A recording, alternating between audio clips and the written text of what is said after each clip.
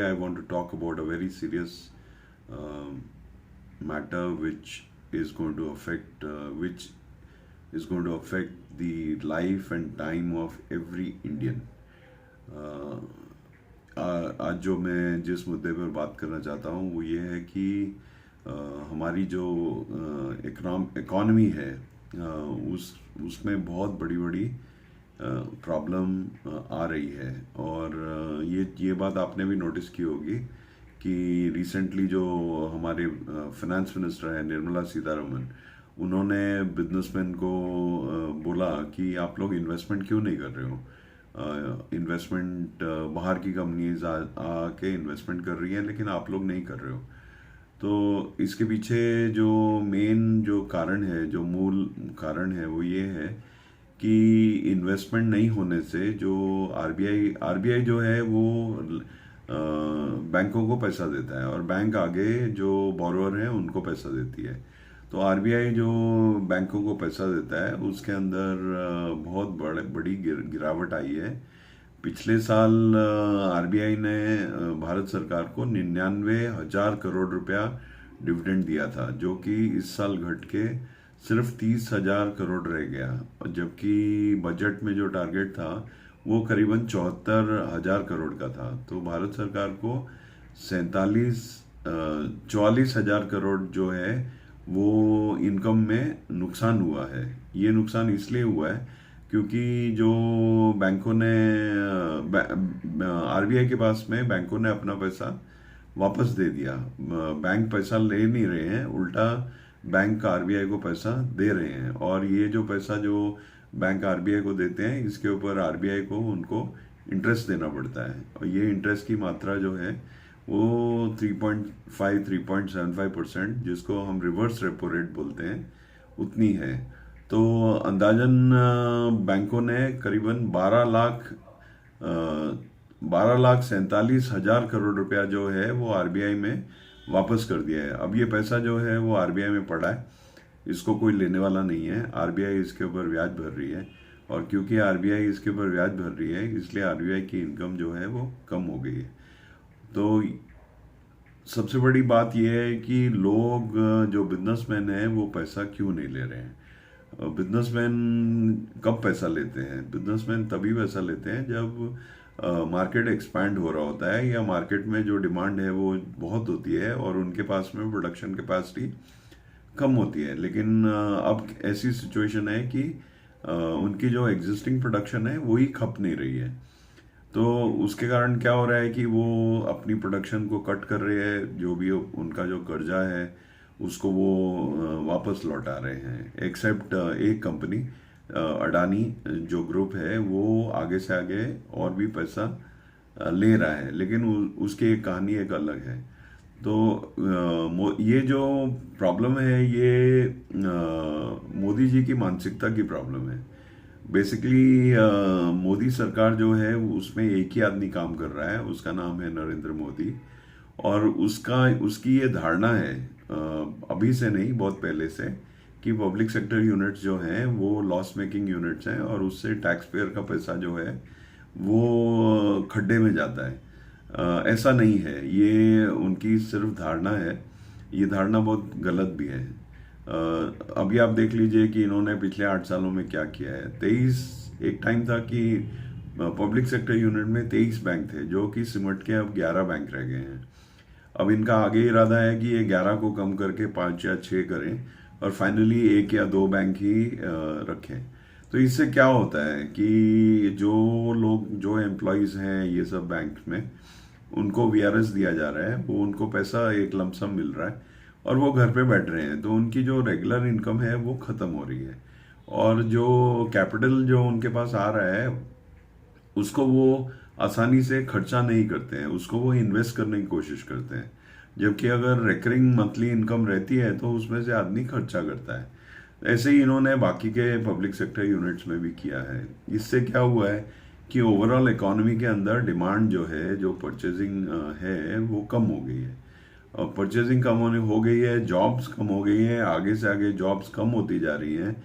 और जॉब्स ना होने के कारण क्या हो रहा है, एक विशियस डाउनवर्ड स्पाइरल हो रहा है जिसको हम इकोनॉमी में डाउनवर्ड स्पाइरल बोलते हैं, कि एक जो कारण है उसके कारण दूसरे चीज पे अफेक्ट होता है, और वो अफेक्ट जो है वो आगे से आगे नीचे की तरफ इकोनॉमी को धकेलता है।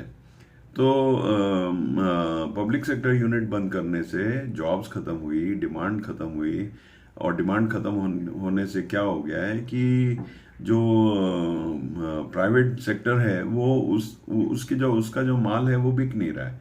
तो इसलिए क्या है कि ऐसी सिचुएशन में अगर कोई भी बिजनेसमैन को कोई भी सरकार बोलेगी कि आप इन्वेस्टमेंट करो, तो वो बिजनेसमैन पागल ही होगा कि वो इन्वेस्टमेंट करेगा। तो ऐसी सिचुएशन में क्या होता है दुनिया भर में, या हिंदुस्तान में क्या होना चाहिए? हिंदुस्तान में ये होना चाहिए कि जो गवर्नमेंट है जो कि इन्वेस्टमेंट कर सकती है, और जिसके पास में पैसा भी है और उसके पास में एक कारण भी है, वो इन्वेस्टमेंट नहीं कर रही है। और वो इसलिए इन्वेस्टमेंट नहीं कर रही है क्योंकि ऊपर जो सबसे ऊपर बैठा हुआ आदमी है उसकी अक्ल में नहीं आ रहा है कि जो प्राइवेट बिजनेसमैन है वो प्रॉफिट के लिए इन्वेस्ट करता है, जबकि जो गवर्नमेंट है वो सोशल अपलिफ्टमेंट के लिए इन्वेस्टमेंट करती है और इंफ्रास्ट्रक्चर क्रिएट करने के लिए इन्वेस्टमेंट करती है। गवर्नमेंट जब भी इन्वेस्टमेंट करती है तो उसको कोई ब्याज नहीं लगता है। ब्याज इसलिए नहीं लगता है क्योंकि गवर्नमेंट जो खुद है वो पैसा क्रिएट करती है, जबकि प्राइवेट जो कोई भी इन्वेस्टर है, प्राइवेट पार्टी है, जब वो इन्वेस्टमेंट करता है तो वो लोन लेता है, और लोन लेके वो इन्वेस्टमेंट करता है, और लोन लेके वो अपना एक्सपेंशन करता है। लेकिन अगर वो एक्सपेंशन में उसका प्रोडक्ट ही नहीं बिक रहा है और उसको लॉस हो रहा है, तो कोई पागल ही बिजनेसमैन होएगा जो इन्वेस्टमेंट करेगा।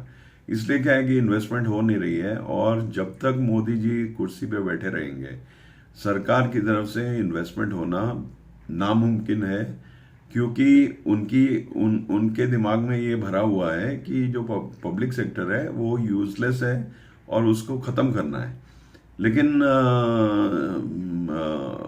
अब उसके कारण क्या हो गया है कि गवर्नमेंट इन्वेस्टमेंट कर नहीं रही है। गवर्नमेंट इन्वेस्टमेंट नहीं कर रही है, गवर्नमेंट को लीड करना चाहिए इन्वेस्टमेंट करने में, लेकिन गवर्नमेंट इन्वेस्टमेंट नहीं कर रही है, और गवर्नमेंट के इन्वेस्टमेंट ना करने से जो इकॉनमी है वो दिन बर दिन नीचे जा रही है।